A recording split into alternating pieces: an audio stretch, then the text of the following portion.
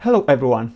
Let me give you a quick tour around POSTRE output when analyzing a single structural variant. For that, we are going to use the data from a patient with craniofacial anomalies from this publication.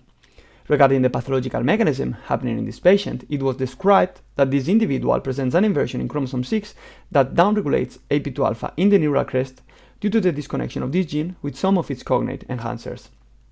So first of all, if we move to POSTRE, we must introduce the structural variant information on the submission box, the type of structural variant, the coordinates of the breakpoints, and the phenotype of the patient.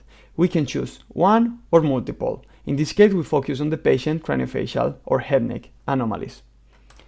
Upon submitting the structural variant for its interpretation, we have to wait a few seconds for the results.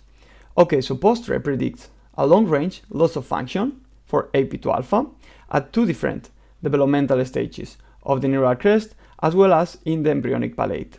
If we take a deeper look for one of the neural crest pathogenic events, first, we can see in this graphical abstract that AP2-alpha presents 24 enhancers on its cognate regulatory domain, and due to the inversion, it loses the capacity to interact with 18 of them, as it only keeps 6 enhancers around it. We have more information about enhancer changes in this section.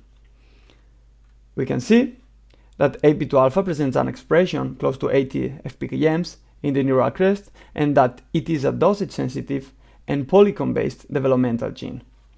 We can also appreciate that it has been previously associated in other patients as well as in mice with head, neck, or craniofacial alterations. If we take a look to the provided links, we can see that, for instance, as we were saying, AP2-alpha in other patient has been associated with head, neck, or craniofacial anomalies, and same applies for AP2-alpha orthologous gene in mice. It has been associated with craniofacial anomalies.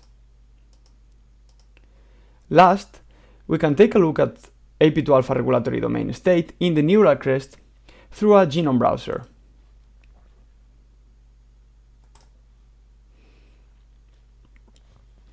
On the provided data, we can see AP2-alpha highlighted in blue, and it is located at the border of a large TAD. This TAD is full of active enhancers, which appear highlighted in green at this particular stage of the neural crest, and in red we can see the inversion breakpoint. So due to the inversion, AP2-alpha is relocated away in the genome and is losing the capacity to interact with all these enhancers located on its TAD, that are the ones that appear represented graphically in the previously commented abstract.